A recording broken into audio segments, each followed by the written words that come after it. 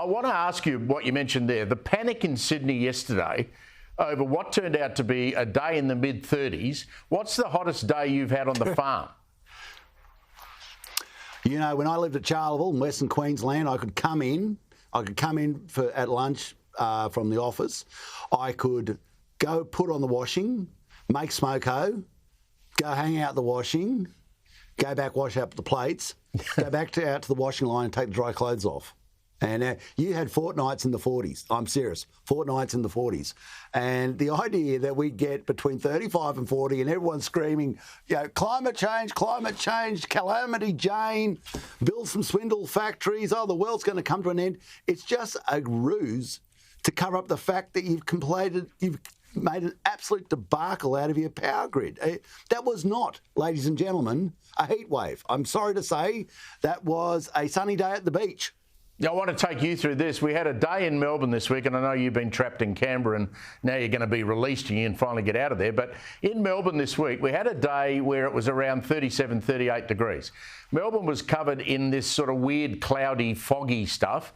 The airport was down to one runway. There was no wind, no sunshine. And guess what?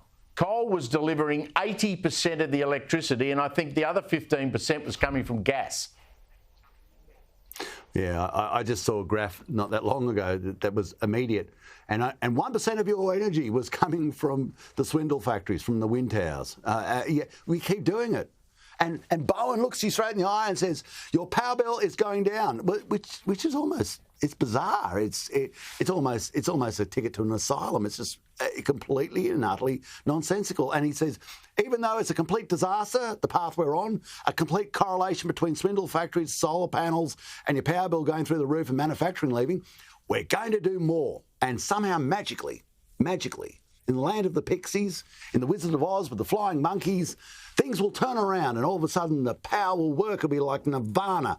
It's just, as we all know, it's just total and utter tripe.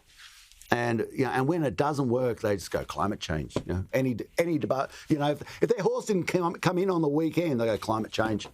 You know, wife got angry with me the other day. Climate change. Car broke down. Climate change.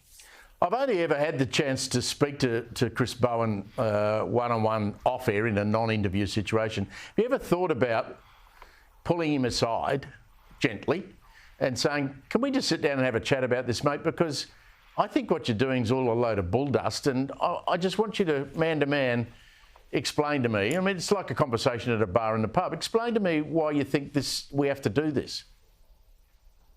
It'd be like saying, if you saw Jim Jones before he went off to that island, why don't you just pull him across at a bar and say good day to him? Or the Bhagwan Rashnish and any other cult follower, and just bring him aside and say, mate, your cult is bat poo crazy, right? It's destroying the joint.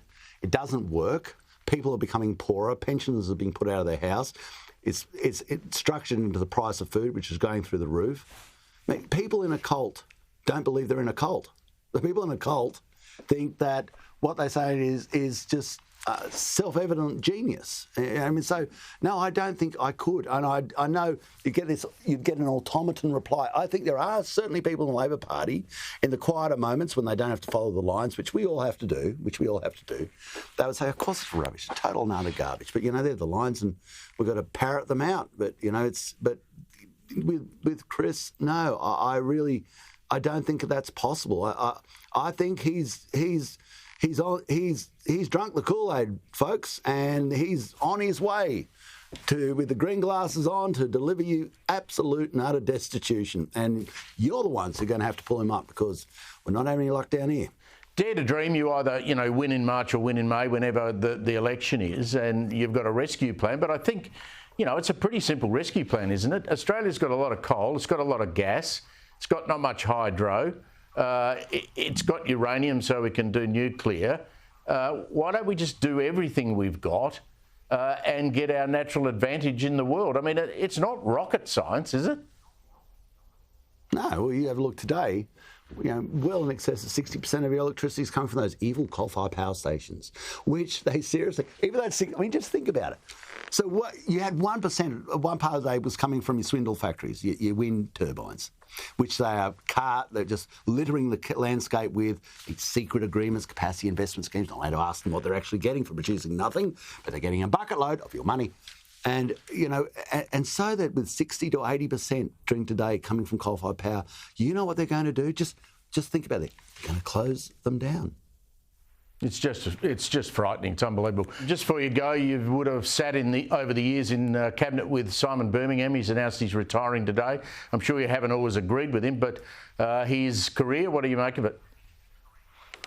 Well, I'll tell you, the funny line in with my discussions with Simon, everybody says something remarkable happened today that Barnaby and Simon agreed with one another. But I actually get along very well with Burmo, as we know him affectionately. And I've known Burmo before he was in politics. I went to the United States with Burmo, so I know him very well. He's a very, very decent human being. Yes, we have a different view on politics. I'm from the right, and let's just say Burmo's not from the right where I'm from. But I have absolute respect for him, and I think he's a great fella, and he's done a great job for his nation. And I wish him all the very, very best. It worries me a bit because I actually arrived in the Senate before Burmo. And I said to him, I texted him just a second ago, I said, I won't, a profanity, what the hell are you doing? Burmo, I think I'm the last one left, mate. Well, you enjoy your break from Parliament back on the farm and in the electorate. Thanks for helping us out tonight, Barnaby. Back to manual work. See you later.